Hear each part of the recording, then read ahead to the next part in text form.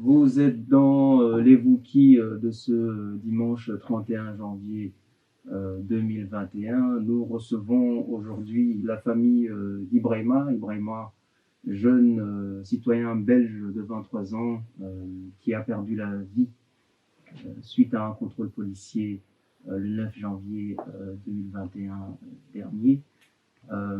Avant toute chose, la rédaction de Sous la Wapala présente toutes ses condoléances à la famille. Nous recevons justement aujourd'hui la famille. On reçoit d'abord Aïcha Bari. Bonjour Aïcha. Bonjour. Et Alpha Ibrahima. Bonjour. Bonjour. Vous êtes donc frère et sœur de Ibrahima. D'abord, comment la famille vit les événements depuis le 9 janvier? Nous avons tous lu dans la presse que les policiers sont arrivés chez vous des heures après la mort de votre frère et vous l'ont annoncé, et dans leur communication, ce qu'ils ont dit, c'est que il est mort à cause du fait qu'il n'avait pas, qu'il avait été contrôlé, pardon, parce qu'il n'avait pas respecté le couvre-feu, alors qu'il est, son heure de décès, c'est 20h22, si je me souviens. Comment est-ce que vous vivez ces événements depuis le 9 janvier? Cela fait 15 jours que mon frère est décédé. Ma mère ne cesse de pleurer. Mes frères et sœurs me demandent où est Ibrahima. Je ne sais même pas quoi leur répondre. Mon frère, c'est un sportif. Il n'avait pas de problème cardiaque. Mon frère a été tué par des criminels en uniforme de paix. Mon frère a été arrêté en exerçant ses droits. La police belge a menti à une mère en deuil. La police belge continue à nous mentir et à nous manipuler. La police belge a essayé d'incriminer et de salir le nom de mon frère pour justifier leurs actes. Nous, tout ce qu'on nous demandons, c'est justice et la vérité.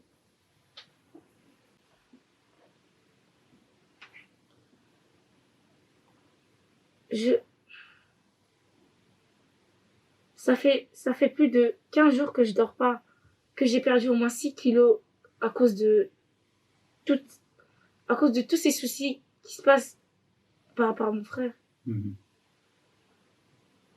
Alpha.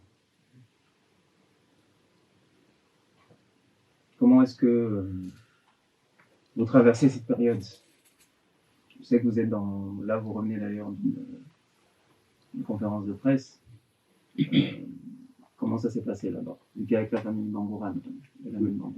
Oui, j'étais avec M. Bangoura, le père de Lamine Bangoura. Donc, moi, l'État belge continue encore à nous mentir. Que c'est pas évident. Ma mère, ça fait 15 jours, elle n'arrive pas à dormir. D'ailleurs, moi non plus, je n'arrive pas à dormir. À chaque fois que je ferme l'œil, je vois l'image des peines.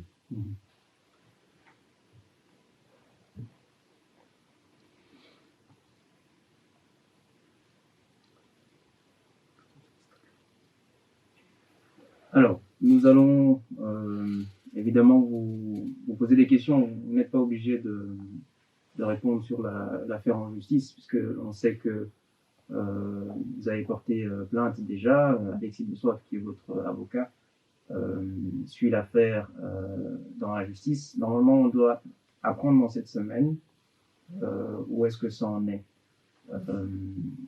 Qu'espérez-vous comme nouvelle cette semaine? Qu'attendez-vous concrètement? Voilà ce que j'espère au niveau de l'État belge. J'espère que justice sera rendue et qu'on saura la vérité. Ce qui est les faits qu'ils nous ont raconté le jour du décès, moi, ces faits-là, il n'y a pas de cohérence.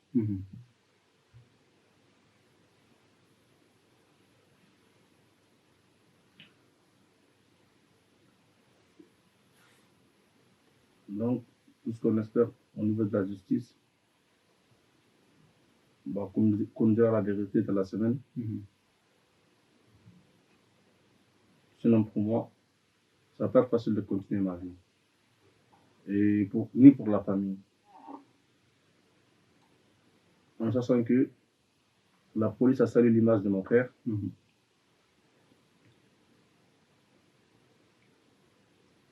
Ce qu'on attend de leur part maintenant, c'est nous la vérité. Et nous resterons fermes. Et que le combat continue. Au niveau des futures actions qui sont prévues pour Ibrahima, qu'est-ce que vous envisagez si jamais les nouvelles ne sont pas positives, disons, cette semaine? Qu'est-ce qu'on doit attendre?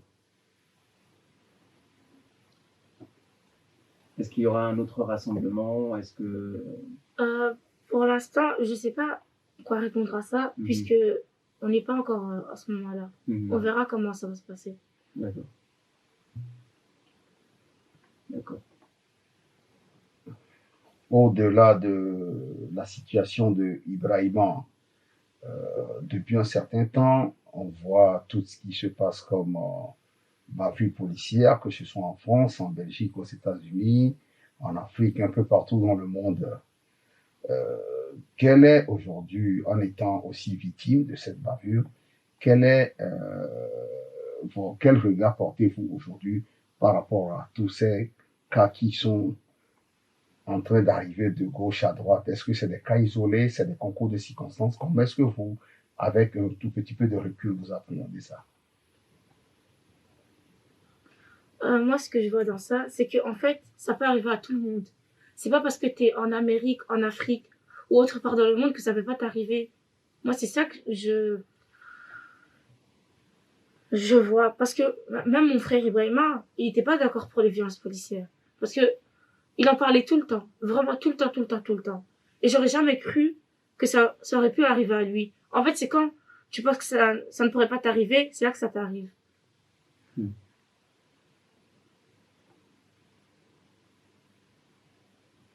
Il y a quelques moments, tous ces éléments étaient méconnus de la population. On apprenait que tel jeune est mort, tel jeune a eu tel problème avec la police. On n'avait pas tellement d'informations. Est-ce que vous avez pu avoir ces informations grâce au public, au réseau, du bouche à oreille? Comment est-ce que vous avez pu avoir plus de précision? Comment êtes-vous arrivé à comprendre que ce qu'on vous raconte, c'est une contradiction, et que cela ne ressemble pas à Ibrahima? Déjà, c'est le fait que quand la police sont venus chez nous, qu'ils nous ont dit que mon frère a été arrêté pendant le couvre-feu, alors que quand nous sommes allés à l'hôpital Saint-Jean, qu'ils nous disent le contraire, on voit directement qu'ils ont menti. Et aussi que les journalistes, ils ont enquêté à la place des enquêteurs. Avant ça, parce que c'est grâce à des journalistes qu'on a su que mon frère, il filmait une scène, etc. C'est grâce à eux, ils ont mené l'enquête à notre place. Donc, c'est grâce aux journalistes. Mais il y a aussi des journalistes qui, comme RTBF, qui ont essayé de salir le nom de mon frère. On ne sait pas où ils ont eu ces sources, comme quoi mon frère a pris une drogue. Des produits stupéfiants. Voilà, des stupéfiants, pour essayer de frôler de pas se faire contrôler, alors que c'est faux, puisque dans l'autopsie, comme l'avocat a dit, c'était négatif. Voilà. Et votre frère ne fumait pas? Non. Donc, est-ce que vous avez demandé un droit de réponse? Vous avez envoyé un droit de réponse à la RTBF? Ça peut se faire, vous pouvez porter plainte contre la RTBF. Oui, j'avais un journaliste, il nous a dit, oui, c'est pas nous. On a eu des informations comme ça. Moi, je crois que soit c'est la police qui ont appelé pour essayer de salir le nom, parce que avec plusieurs affaires, ils ont toujours essayé de dire que ces gens, c'est des criminels, des délinquants. En fait, c'est juste parce en fait, il y a des stéréotypes. Parce que mon frère, il a toujours une casquette Gucci. Il y a des gens qui vont voir ça et vont dire, ah, c'est un délinquant. Alors que peut-être tu mets une casquette parce que t'aimes bien. C'est pas pour ça que t'es un délinquant, etc. Donc voilà. Donc, on rappelle aux auditeurs que l'habit ne fait pas le moine et que de temps en temps, dans la population, dans la police elle-même, on ne doit pas juger les gens parce qu'ils ont porté tel vêtement ou ils sont dans tel style, sinon c'est vraiment faire place aux stéréotypes et on n'aura plus le temps de se rattraper parce que l'irréparable sera fait. Vous avez parlé des médias, aussi certains médias qui ont fait un bon travail. Vous avez parlé de l'hôpital où il y a déjà ce rapport contradictoire. Et aujourd'hui, est-ce que la famille a demandé une autopsie? Oui, on a déjà demandé, mais on n'a pas encore les résultats.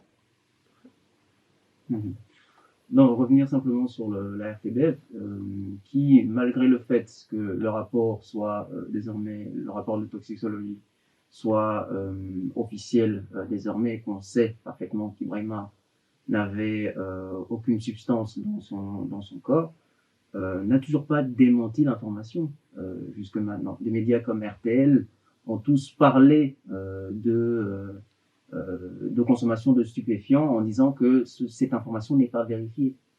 Je pense quand même que la RTBF, qui est un média public financé par nos impôts, se doit un minimum de présenter des excuses aujourd'hui à la famille d'Ibrahima en disant qu'effectivement ils ont propagé une information fausse qui est de nature à comment dire, à dénaturer l'image que... À salir la mémoire de la victime. Ce qui n'aide pas du tout au débat public et à trouver des solutions pour les violences policières concrètement. Nous allons recevoir aussi Yaya, qui fait partie aussi du comité justice pour Ibrahima, qui suit aussi l'affaire de près. On rappelle que l'une des premières vidéos qui a circulé sur les réseaux sociaux, c'était justement un jeune homme, Yaya, qui appelé quelques jours après au rassemblement devant le commissariat de police. D'abord, quels sont vos rapports avec, quels étaient vos rapports avec Ibrahima, et qu'est-ce qui aujourd'hui vous motive à entrer dans cette lutte? Bonjour, bonsoir à tout le monde. Merci de nous accorder ce temps de prise de parole pour qu'on s'exprime, parce que c'est pas donné à tout le monde et c'est pas tout le monde qui nous donne la parole de cette manière-là afin qu'on exprime ce qu'on ressent, et on vous en remercie énormément et merci aussi aux éditeurs de prendre votre temps pour suivre cette affaire et nous soutenir de près ou de loin. Alors, comme l'a rappelé mon cher, je m'appelle Yaya Diallo. J'habite en France, donc il m'arrive souvent de venir ici en Belgique parce que j'ai de la famille et j'ai des amis également. Donc Ibrahima, je le connais depuis 2015, ça fait 6 ans, la 6e année. Et c'était un ami. Et je connais également son frère.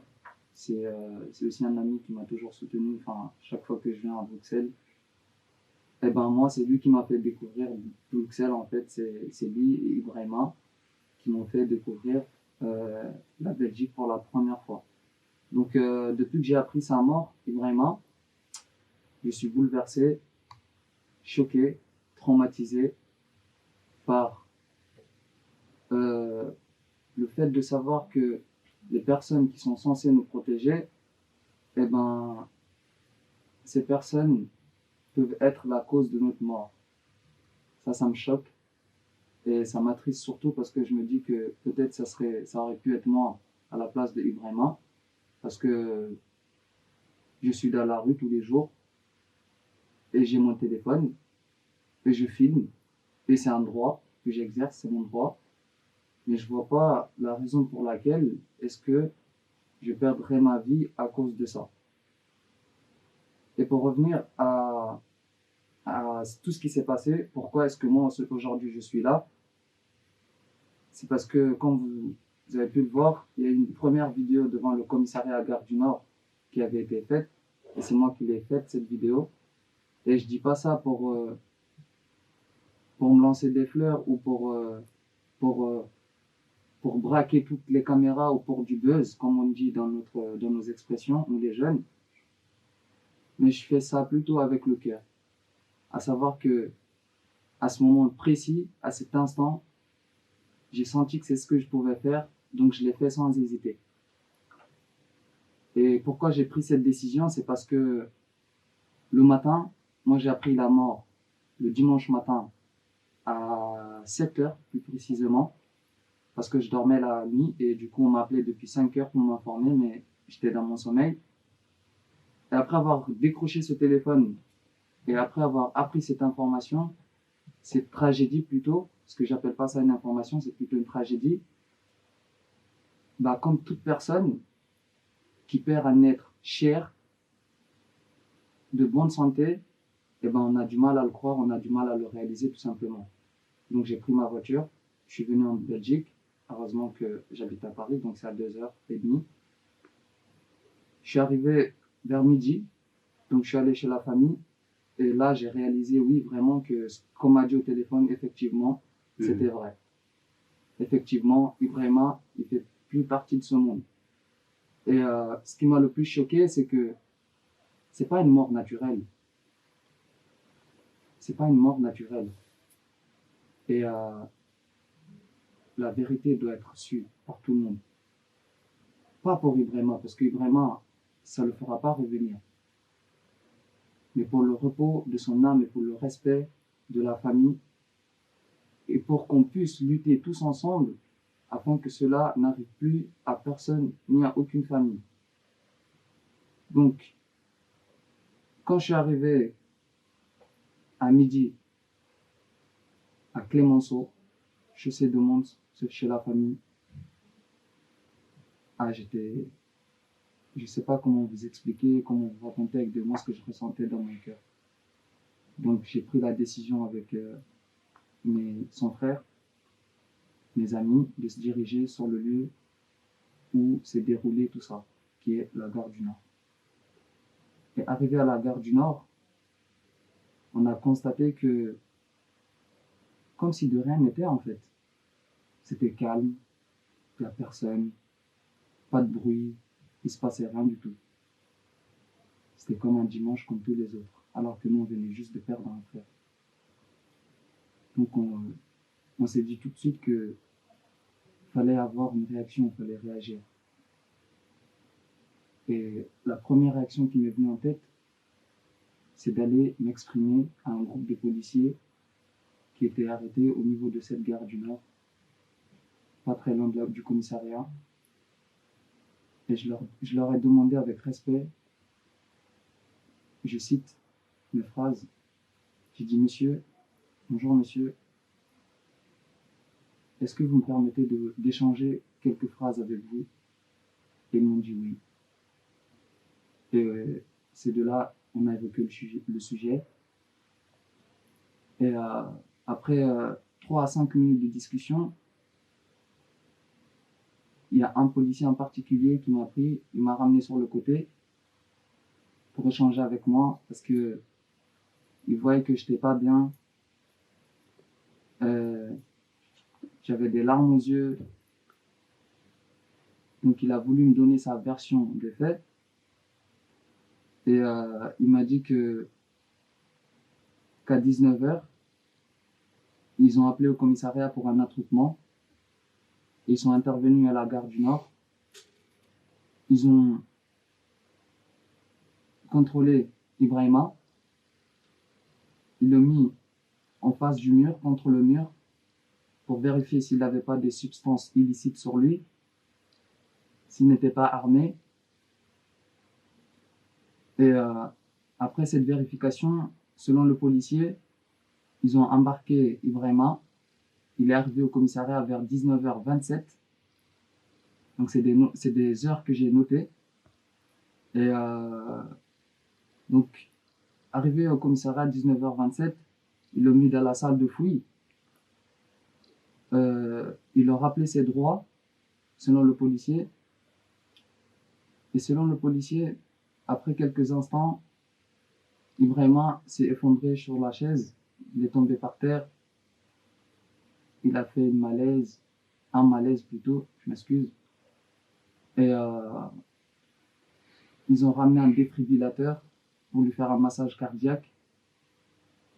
Et Ibrahima ne s'est plus jamais réveillé. Il y a eu en France l'affaire Adama Traoré, il y a eu l'affaire Michel Zecler et tant d'autres, et plein d'anonymes.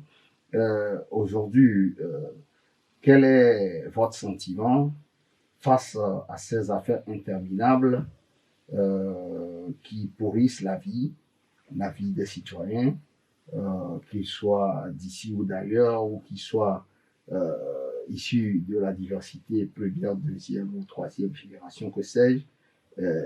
Quels sont les sentiments qui vous animent et quel est le parallèle que vous faites entre ces affaires en France et ces affaires en Belgique? Merci beaucoup pour la question, elle est très intéressante. Mais avant cela, je vais d'abord terminer sur le récit que j'avais débuté. Allez-y. Merci. Donc, quand le policier m'a dit tout ça, je suis resté pendant 3 secondes à méditer en fait sur tout ce qui se passait et tout le mensonge et toute l'incohérence qu'il y avait dans cette affaire. Parce que moi, le policier ne savait pas qui j'étais en vérité. Il a juste vu en moi que j'étais mal et qu'il voulait me dire quelque chose. Je sais pas pourquoi est-ce qu'il m'a pris pour me ramener tout seul avec lui pour me parler. Et par la suite, moi j'ai appris que Ibrahima a été interpellé selon l'avocat, selon l'enquête, selon tout ce qui a été dit dans les médias, parce qu'il filmait une action de la police. Donc moi, ce policier ne m'a pas dit ça. Et à l'hôpital, non seulement c'est la famille qui je suis désolé du terme, mais c'est la famille qui se démerde pour savoir le corps de leur fils, il est où, dans quel hôpital. Donc ils appellent tous les hôpitaux de la région de Bruxelles et on les informe que le défunt, le corps d'Ibrahima, est à l'hôpital Saint-Jean. Saint-Jean. Vas-y. En fait, mon frère, avant qu'il meure, il a fait une crise cardiaque au commissariat, ce que le médecin nous a expliqué.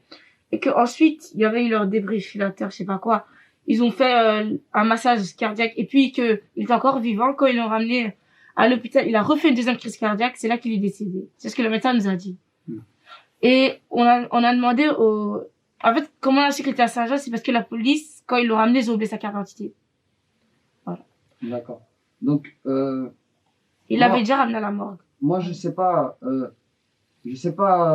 sincèrement ce qui s'est passé derrière, ce qui a été dit à la famille. Mais comme je l'ai dit, je le répète, tout de suite, j'ai constaté qu'il y avait des mensonges et une incohérence totale. Et ce qui ne devait pas arriver dans ce genre de situation. Si une personne meurt, la moindre des choses, c'est de rester franc et véridique envers la famille. C'est la moindre des choses à faire. Donc, pour répondre à votre question, donc, après cette constatation de mensonges, d'incohérence, au niveau de la gare du Nord, il y avait des jeunes qui venaient petit à petit, de plus en plus, parce qu'ils voulaient casser, ils voulaient brûler des commissariats, ils voulaient insulter la police. Mais moi, je tiens à signaler que la police, ils sont pas tous des racistes. La police, il y en a qui rentrent dans la police avec une intention, une ambition de faire valoir le droit et la justice. Mais malheureusement, parmi eux, parfois, comme a précisé la sœur, il y a des criminels déguisés en uniforme de paix. Comme vous l'avez bien précisé, j'ai participé à quelques manifestations pour Adama Traoré, pour Ibou, un certain Ibrahima aussi qui a été tué par la police. Et il y a eu plusieurs d'affaires de ce genre, mais comme la sœur l'a dit, le lieu ne détermine pas ce qui peut nous arriver. que ce soit en France, que ce soit en Belgique, que ce soit partout ailleurs dans le monde, il faut qu'on se lève, qu'on se mobilise, surtout nous, les jeunes, surtout nous, la jeunesse, parce que nous sommes l'avenir de ces pays. Nous sommes l'avenir de ce monde, tout simplement. Donc, il faut qu'on prenne notre destin en main. Il faut qu'on se donne la main, main dans la main, et qu'on sache que personne ne pourra lutter à notre place. Personne. Aujourd'hui, c'est Ibrahima. Demain, peut-être ça sera un autre. Donc, il faut qu'on se mobilise, qu'on se donne tous la main, main dans la main, avec la solidarité. Il faut qu'on reste unis afin qu'on obtienne la justice pour toutes les personnes victimes des violences policières. Je vous remercie. Bien, nous allons petit à petit clôturer cette émission. Un dernier message peut-être, Aïcha? Je voulais juste dire, si ça continue comme ça, même pas si ça continue comme ça, en ce moment, la population, elle n'a plus confiance à la police. Pour tout ce qui se passe.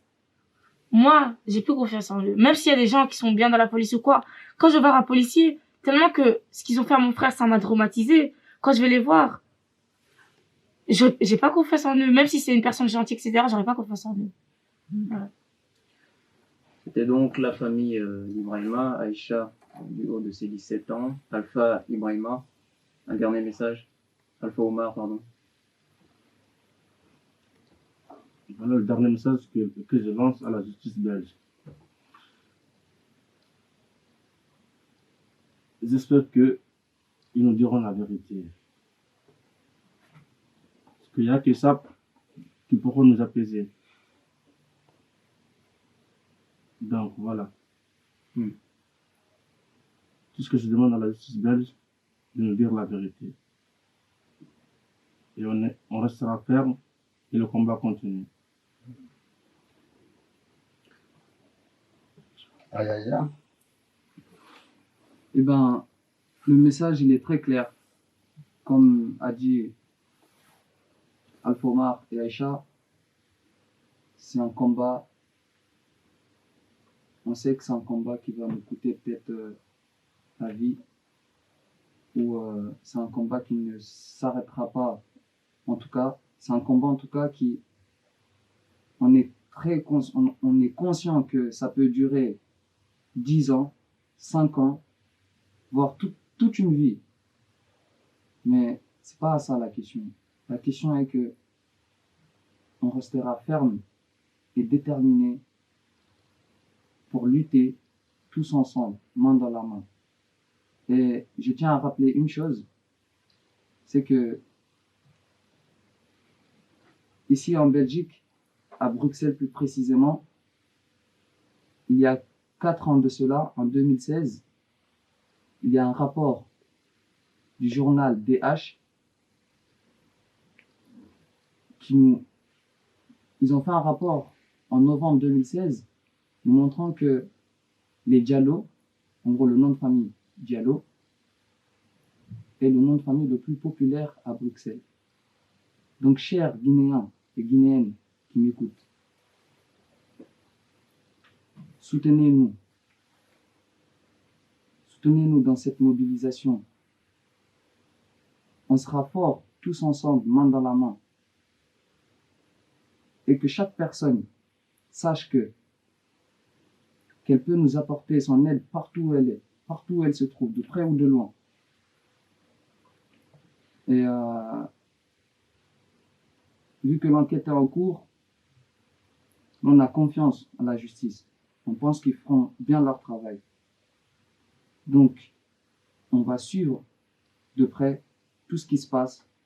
On vous invite tous à vous abonner sur nos pages Instagram, Facebook, Twitter, afin de suivre de très près cette affaire. Donc la page, c'est Justice pour Ibrahima. Justice, tiré du bas, pour Ibrahima. On mettra des actions, on mettra des choses en place afin de faire perdurer ce combat dans les temps. Merci beaucoup. Nous recevions donc la famille d'Ibrahima Barry qui a été victime de violences policières en ce mois de janvier 2021. Nous publierons évidemment sur nos réseaux sociaux tous les liens pour soutenir la famille, soutenir le comité Justice pour Ibrahima, mais également toutes les autres victimes de violences policières. Merci à mon confrère Aliou pour